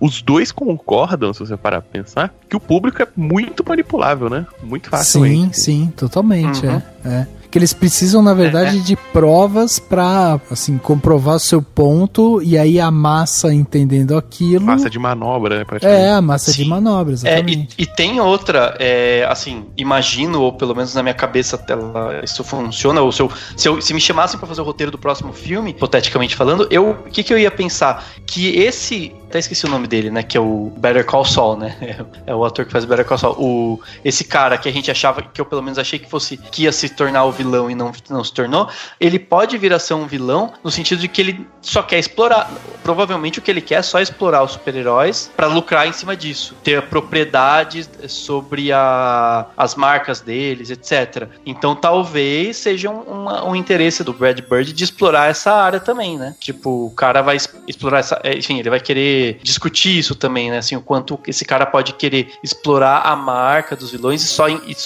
e por isso que ele fez tudo aquilo. Então ele realmente foi um lobby de interesse próprio, né, e o resto é tudo massa de manobra, né. É muito louco isso. Sim. Não, é muito interessante. Você vê, né? A gente tá falando aqui de um filme, de novo, infantil, da Pixar, e que trouxe na sua essência a discussão dessa figura do herói, o lado B do herói, né? Podemos dizer assim. E aí, conforme a gente vai se debruçando no filme, a gente vai vendo que esse filme que foi lançado agora fala sobre o patriarcado, fala sobre estrutura familiar, fala sobre política, fala sobre tanta coisa. E aí é muito legal da gente ver que esse filme, ele tá chegando no olhar ali e tal dessas crianças que estão indo pro cinema, porque elas vão se entreter, vão entender mais ou menos o que tá acontecendo, mas saindo do cinema, elas vão olhar e vão falar, bom, sabe, se meu pai trabalhasse na minha casa, se ficasse comigo o dia inteiro, não ia ser ruim, entendeu? E no final ia ser bom. Ele pode ser que ele se complique no começo porque ele não tá acostumado, mas no final vai acabar dando tudo certo, entendeu? Então pronto, tipo, é uma mensagem positiva que tá sendo passada pra frente. Então acho que isso é muito legal da gente ver, tipo, como que o filme consegue trazer mensagens, né, de uma forma direta e ao mesmo tempo, sabe, indireta. E assim, direta sem ter que parar no final e fazer um momento He-Man, assim. Exatamente. Wow! Elastigirl, there you are. Hello. I didn't... Wow. Come on, get yourself together, Karen. Hi. My superhero name is Boyd. I just want to thank you for being you. And okay.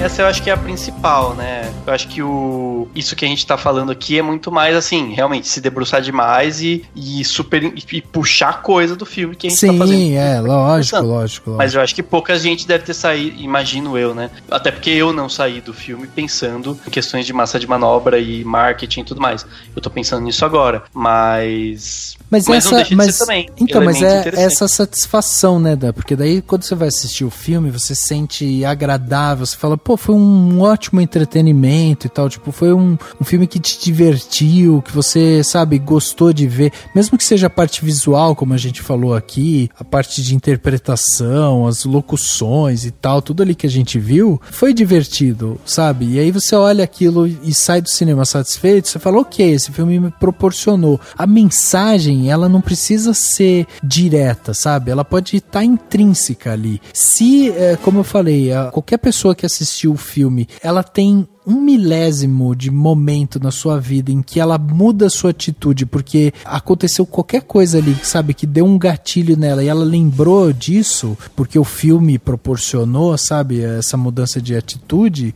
já valeu a pena a pessoa ter parado 2 horas da sua vida pra ir lá ver o filme, entendeu? Então quando você traz um filme desse pra um público em que você, sabe, desconstrói essa família, em que você mostra esse lance, sabe, de tipo, os vilões saíram também dessa parte aqui elitizada, que sabe, que tenta manipular a gente, não sei o que e tal. De uma certa forma, você tá trazendo uma consciência pra essas pessoas. Não precisa ser, pessoal, vamos prestar atenção aqui e tal, sabe? Como a gente falou aqui, né? Essa mensagem do He-Man e tal. Mas, tipo, é 1/1000 de segundo que você muda a sua atitude no seu dia por causa de uma coisa que você ouviu, de uma coisa que você leu. É essa mensagem assim, mínima, positiva, que faz a gente caminhar por um lado bom. Mesmo que não te faça fazer a reflexão toda no momento, ela fica como recurso de conexões, para quando você for fazer essas conexões mais pra frente. Exatamente. Perfeito. Exatamente. Bom, a gente vai dar aqui as nossas notas, né, pro filme de 0 a 5, podendo ser... Peraí. A gente não falou do Zezé ainda, gente. Ah, é verdade. Vamos falar sobre ele. A gente não falou da melhor luta de filme de super-herói até hoje. É verdade. Que é o Zezé contra o Guaxinim. É muito foda. É verdade. Que moleque maneiro, cara. Esse personagem é sensacional, né? É sensacional porque ele não tem uma linha de fala, né? Ele simplesmente se expressa com a sua face, né? É isso que é o mais interessante. E com os seus poderes. Pra nada. Não tá nem aí pra nada. Sabe que só tá vivendo na vida, né? Exato. É sensacional. Eu achei, assim, a conexão dele, porque geralmente a gente vê, isso também tá aí em cima desse lance, dessa desconstrução da família comum, né? Mas a gente geralmente vê o bebê muito associado à figura da mãe, né? A mãe junto, a mãe protegendo e tal. E aqui, eles terem aproximado tanto o Zezé do Senhor Incrível, eu achei tão legal, porque ele proporciona pra gente cenas tão maravilhosas. A cena do Zezé apoiado no ombro do Senhor Incrível enquanto ele lê, ele dá aquele tapinha na cara dele, sabe, pra continuar. Eu achei tão genial aquilo, sabe, uma coisa tão paternal, sabe, é tão familiar aquilo pra qualquer pessoa que vê, independente de ser homem, de ser mulher e tal, tipo, quem nunca, sabe, teve que ficar acordado até muito tempo e o bebê não dormia, então, cara, isso é incrível. Primeiro, eu queria saber como que ele fez pra ficar tão vesgo a ponto de conseguir cruzar o laser pra cortar o guarda-sol. Mas tudo bem, eu vou, né, não, tô brincando, é óbvio que ninguém se preocupa tanto com isso, mas eu achei muito engraçado. Na hora eu pensei, como que ele tá dando os raios, né, tanto assim, né? E tipo, e eu acho legal como que é muito bem construído, né, porque tem uma coisa da dimensão, tipo, ele vai pra uma outra dimensão e talvez seja por isso que ele vire um monstrinho. É muito louco isso, tipo, é um negócio meio, tipo, é muito avançado o poder dele, assim, então dá pra... Altos poderes, né, cara? Ele andando todo doido e jogando laser pra todo lado. Tipo, é laser com monstrinho, com outra dimensão, ele some, é muito louco, assim, ele é tipo o Mercúrio, né? Então dá pra ter um filme só dele depois, se quiserem. Se multiplica. Verdade. Cara, e como a Edna Moda é fodaça, né? Porque ela resolve, né? Ela resolve. É. Teve um momento no filme que eu pensei, cara, não tem como resolver essa criança ali. O moleque é o demônio. Ela resolve tudo, cara. A espuminha, cara, pra ele ficar calminho. É muito louco. Não, cara, quando você bota ele no colo e fala, olha os lasers. Aí fica, piu, piu. Ele atira laser. Maravilhoso, cara. Transformar o bebê numa arma. Aí depois o cara tem que ficar, né? Pelo amor de Deus, gente, não podem ficar tirando com o bebê pela casa. E as crianças dizem, eu quero ele. Imagina que animal que às vezes se tiver um bebê em casa pra atirar laser. É incrível, cara. É sensacional. Realmente esse filme encanta a gente. Deixa eu fazer só uma recapitulação aqui antes da gente dar as nossas notas pro filme. Quando Os Incríveis foi lançado em 2004, a gente teve depois em 2006 Carros, a gente teve em 2007 Ratatouille, depois em 2009 a gente teve Up, 2010 a gente teve Toy Story 3, 2011 Carros 2, 2012 Valente, 2013 Universidade Monstros, 2015 Divertidamente, ainda em 2015 tivemos O Bom Dinossauro, 2016 Procurando Dory, 2017 Carros 3, 2017 ainda Viva, o Coco, né, que eu falei aqui. Agora em 2018 a gente teve Os Incríveis 2. Em 2019 já está anunciado que teremos Toy Story 4. Eu queria fazer uma pergunta para vocês. Nos últimos 14 anos aí, desde quando a Pixar lançou o Últimos Incríveis, né, e veio vindo com outros filmes, a gente teve um lançamento de histórias novas, né, como por exemplo Up, Valente, Bom Dinossauro, Viva. A gente teve alguns filmes completamente inéditos assinados pela Pixar. Mas também a gente teve várias continuações, né? A gente teve o Universidade de Monstros, a gente teve o próprio Toy Story, teve Carros 2 e tal. Vocês acham que a Pixar, porque a Pixar praticamente lança um filme por ano, quase, né? Vocês acham que a Pixar ainda tem coisa pra mostrar pra gente? A gente ainda vai ver mais coisa da Pixar, porque pro ano que vem a gente vai ter Toy Story 4, depois não se sabe mais o que a Pixar vai fazer, mas será que a gente vai ver a Pixar trazendo outros filmes, assim, eles têm margem pra explorar outros universos, ou vocês acham que a gente vai ver mais continuações? Eu acho que eles vão fazer essa alternância, assim, sabe? Então, algumas continuações e um filme... Porque eles têm tido muito sucesso com os filmes novos, né? Também. Pensando financeiramente. Tipo, o Coco, por exemplo, talvez não tenha sido o maior de todos, mas teve a sua parcela de sucesso. Foi a maior bilheteria da história do México, né? Tipo, toda a história do cinema no México. Nenhum filme teve tanta bilheteria. E ele chegou a 800 milhões de dólares. Foi mais do que, por exemplo, o Primeiros Incríveis, sabe? Que ele bateu. Sim. Então é que no Brasil acho que ele não fez tanto sucesso, mas foi uma coisa muito específica. Mas enfim, independente disso, eu acho que financeiramente falando é isso, sabe? Ela consegue arriscar e ter essas continuações que garantem um pouco mais de certeza de que você vai ter mais retorno. E em termos até da história, né, do estúdio, é muito isso. Eles investem muito em coisa nova, eles investem muito em novos talentos, novas histórias, tudo coisas novas. Então eu acho que tem tudo pra ter mais, entendeu? Tipo, com certeza em 2019, com certeza não, mas pode ser que em 2019, além do Toy Story 4, eles tenham na manga alguma produção que a gente vai ver o que vai ser, entendeu? Então eu acho que é muito disso, assim, sabe? E um exemplo disso é o próprio curta que a gente viu, né? Ele é dirigido por um cara asiático, né? Então eu tive a sensação de que ele é muito pessoal, tipo, o cara basicamente deve ter, imagino eu, né? Contado a história dele mesmo lá, dele com a mãe dele, por exemplo. Então é isso, eles estão investindo em gente nova que provavelmente vai vir com ideias novas. Essa galera que quer... o cara que fez um curta daquele, dificilmente vai se contentar só em fazer continuação, sei lá, Incríveis 3 e Carros 4 e Procurando o pai do Nemo, entendeu? Ele vai querer fazer alguma coisa nova, eu imagino. Então eu acho que tem tudo pra que a Pixar lance coisas novas. Muito provavelmente esse cara já tem um projeto e aí ele submete, eventualmente volta, né? Os caras falam, não, tá bom o suficiente, que vai trabalhar mais e um dia sai, entendeu? Então assim, por mais que você tenha o estúdio pensando na grana, em se pagar e funcionar, né? Porque empresa é empresa, né? A gente tá aqui pra falar de arte, de cinema, mas a empresa ainda é uma empresa. Mas você tem a galera lá dentro querendo fazer a coisa nova, né? Assim, você tem cada cara desses querendo fazer o seu próprio projeto e ir pra frente, né? Sim. Então pra mim, funciona mais ou menos assim. O garantido é o que financia o risco, tá ligado?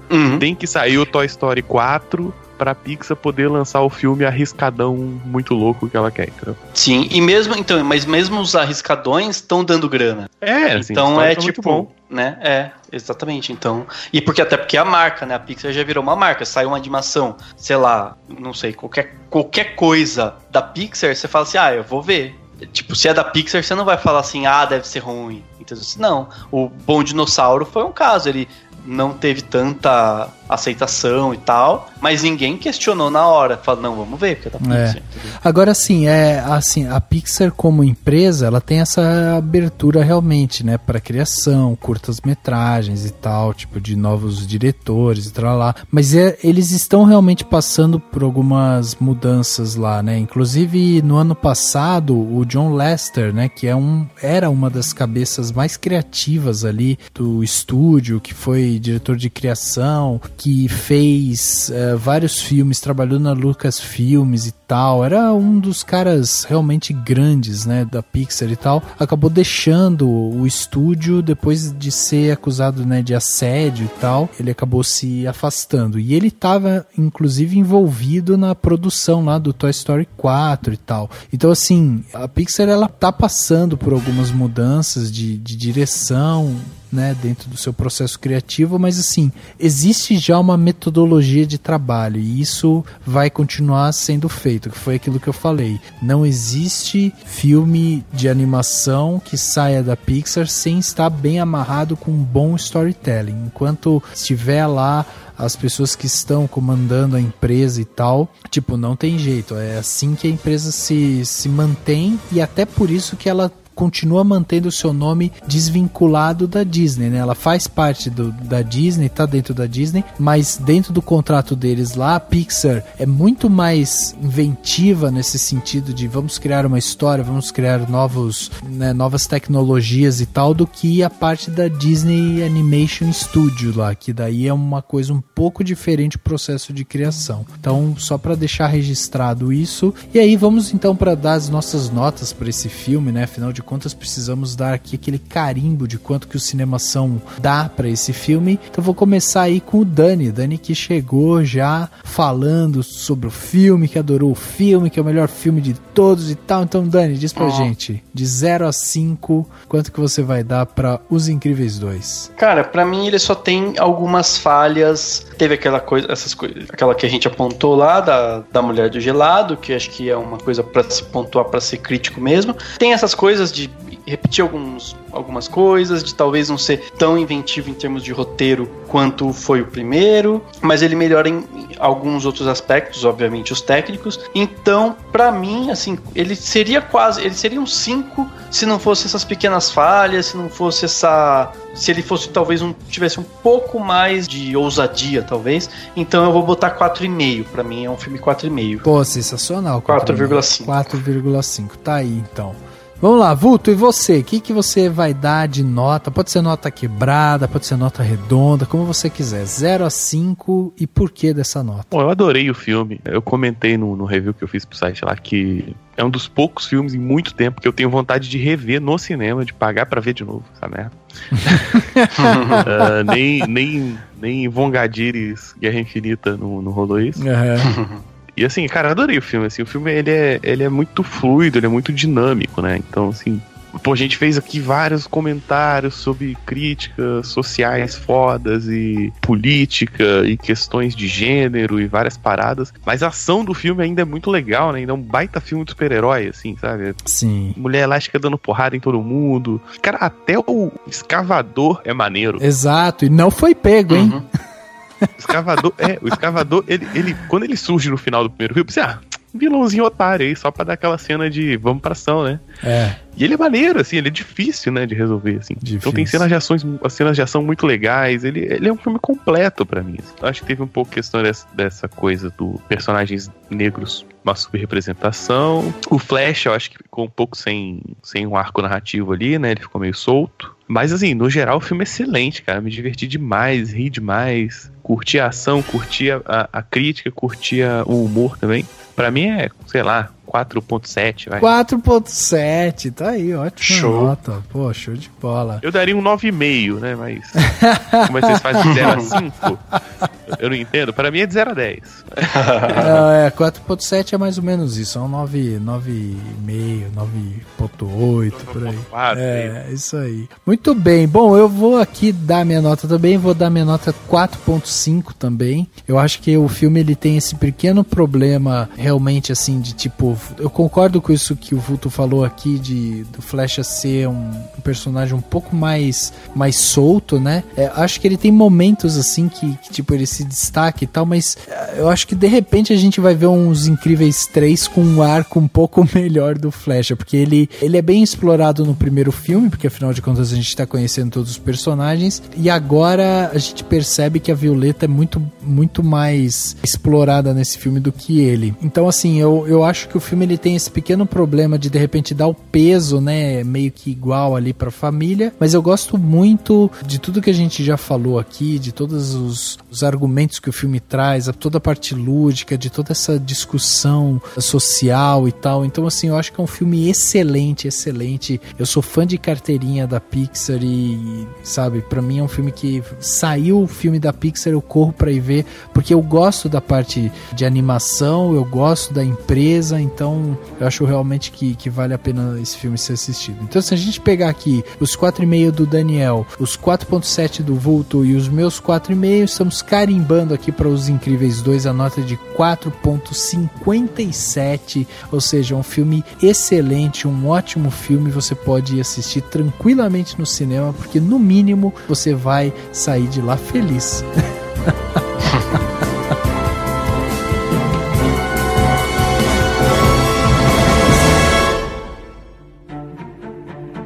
Dicas para a sua semana? No Plano Detalhe.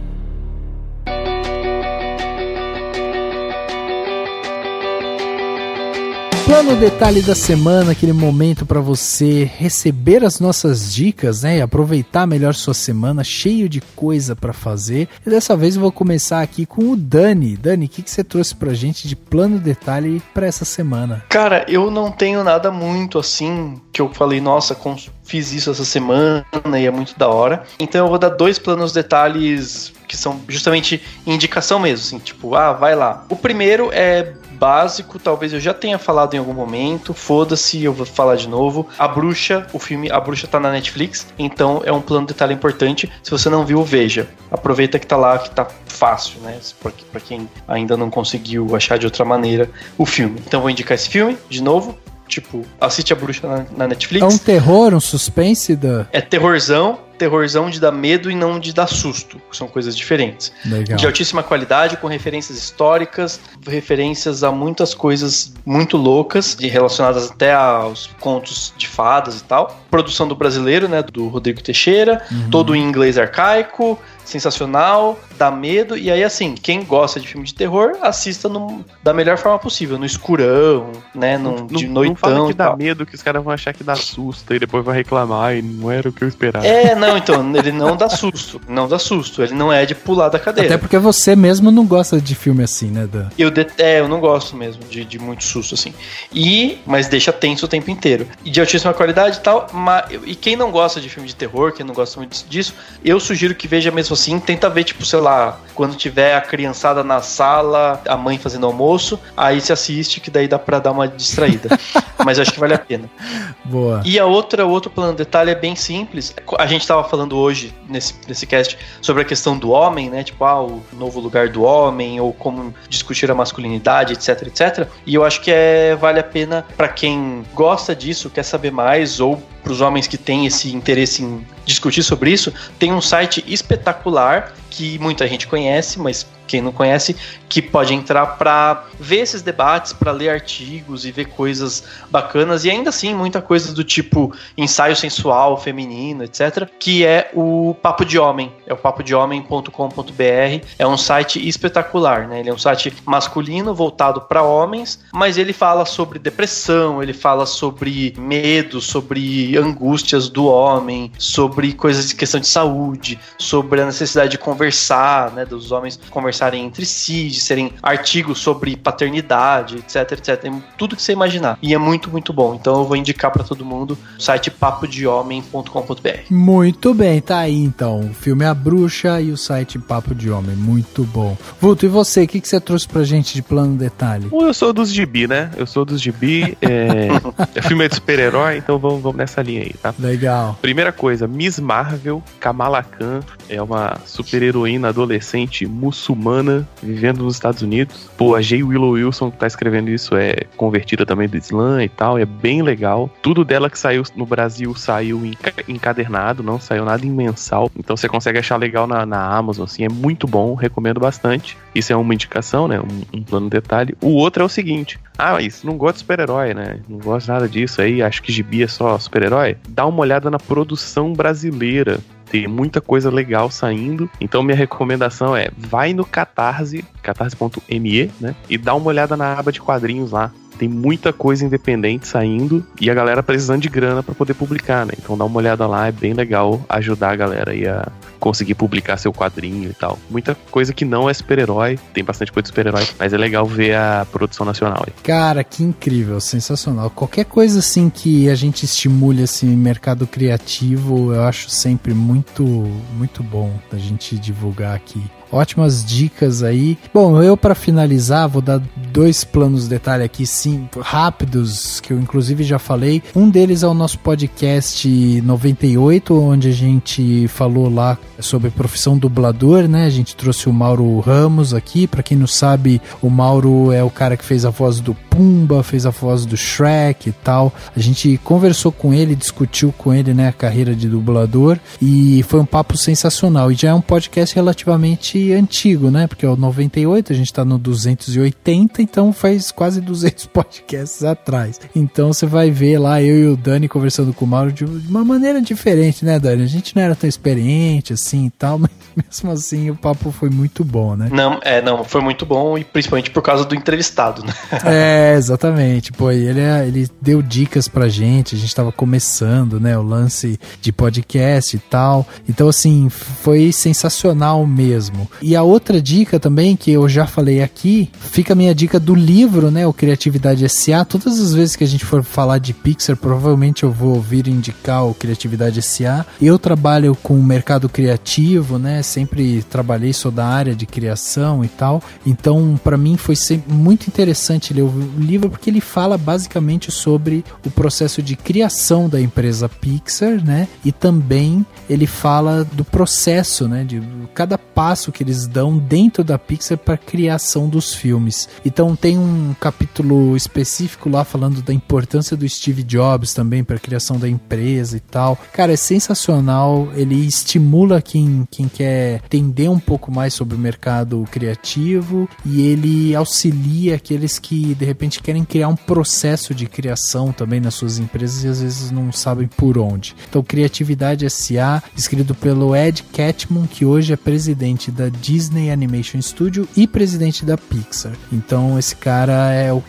grande autor aí. E eu vou indicar um filme que eu assisti depois de ver uma indicação que o Lucas Albuquerque, né, que é nosso autor aqui do Cinemação, ele escreveu uma crítica um tempo atrás desse filme, uma animação. Eu sou maluco, adoro animações, então fui atrás do filme, assisti e adorei o filme. O filme é As Aventuras do Capitão Cueca. Esse que é o filme da DreamWorks. É bom o filme? Então, ele é concorrente da Pixar e é um filme muito interessante, cara. Primeiro que ele tem todo um humor muito peculiar, assim. Ele é um humor muito diferente. Toda a parte de layout, né, assim, dos personagens e tal, ele também é diferente. E aí eu achei muito divertido pelo seguinte: os dois amigos centrais ali, um é negro, o outro é loirinho, eles são melhores amigos, e o longa trata desses dois amigos que são apaixonados por super-heróis, e aí eles têm que lidar sempre com um diretor do colégio deles que é super rígido.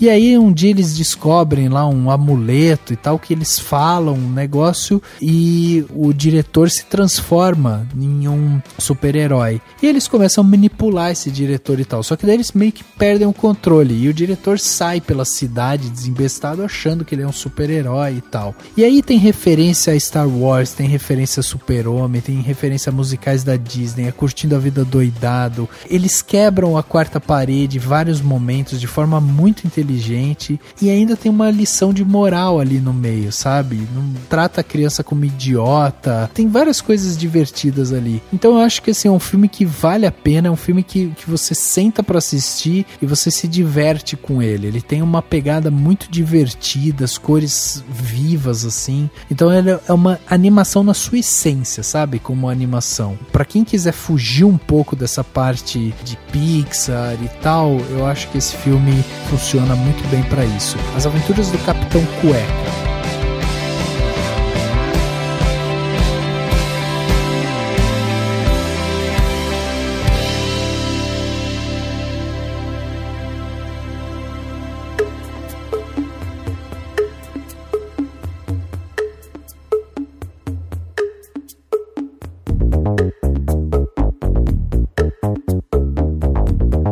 Chegando ao final de mais um podcast, agora o podcast Cinemação 280, falamos aqui sobre Os Incríveis 2, esse filme aí que encantou tanto a gente, né, que nos fez aqui debater, filosofar aí em cima de um filme, uma animação, um filme infantil e que nos fez pensar nele de várias outras maneiras. Então, muito bacana para quem gosta desse tipo de papo, mais bacana ainda para quem gosta de filmes de animação. Queria agradecer aqui a presença do Vulto, que veio aqui conversar com a gente, disponibilizar seu horário para conversar com a gente.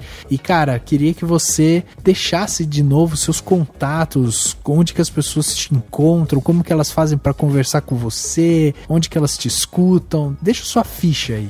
Bom, primeiro eu que agradeço, né? É sempre bom falar de filme stop. Filme Esfera. Adorei o papo, foi bem legal mesmo. E se chamar, eu venho, hein? Opa! E não chama por educação, não, que eu não entendo. Não, tá aqui na listinha, Bom, você me encontra em lugarnenhum.net, que é o meu blog pessoal, tem resenha de filme, tem resenha dos incríveis lá, tem gibi, tem curtas-metragens muito loucos, tem arte, tem várias paradas. Legal. De podcast, eu faço o Observador Quântico, que é um podcast de divulgação científica, 15 minutinhos ali, tento explicar algum conceito, falar alguma coisa ali. Tá parado porque o site onde ele tava morreu. Eita, então eu tô reformulando a ideia, vou fazer novas pautas aí e tal, e ver pra onde que ele vai de fato. Uhum. Provavelmente vai pro lugar nenhum mesmo. E eu tô participando também atualmente do Pudimcast, que é um podcast lá da Cíntia, que a gente fala de coisas da vida. Atualmente a gente tá falando muito de ficção científica, assim, né? O que é realidade, paradoxos, várias coisas muito loucas, assim, de explodir cabeça e tal. Então você me encontra nesses 3 lugares, lugarnenhum.net, o Observador Quântico ainda tá lá no site do Cultura Nerd Geek, você procurar no feed você acha, mas não tá saindo episódio. E o Pudimcast lá no pudimcast, acho que .com.br. E Twitter e Instagram é @WilliamVulto. Cara, incrível, sensacional. Muito obrigado mais uma vez pela sua presença aqui com a gente, foi demais. Dani, mais um podcast aí, né? Dessa vez sobre animação. Cara, sensacional, hein? Sensacional, cara. Curti muito. A gente precisa falar mais de animação. A gente tinha que ter. A gente não fez o Viva, né? Na época que saiu. Não fez. Mas também mas também.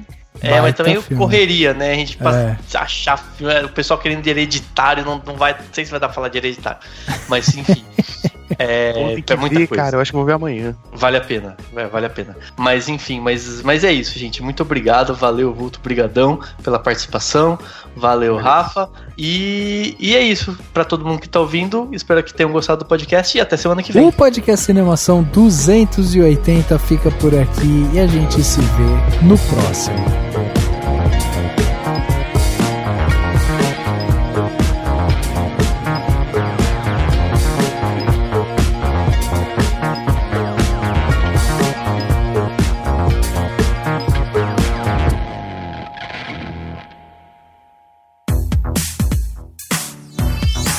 Esse podcast foi editado pela Isso Aí Design. Tudo isso é forma com função. É design estratégico. É isso aí.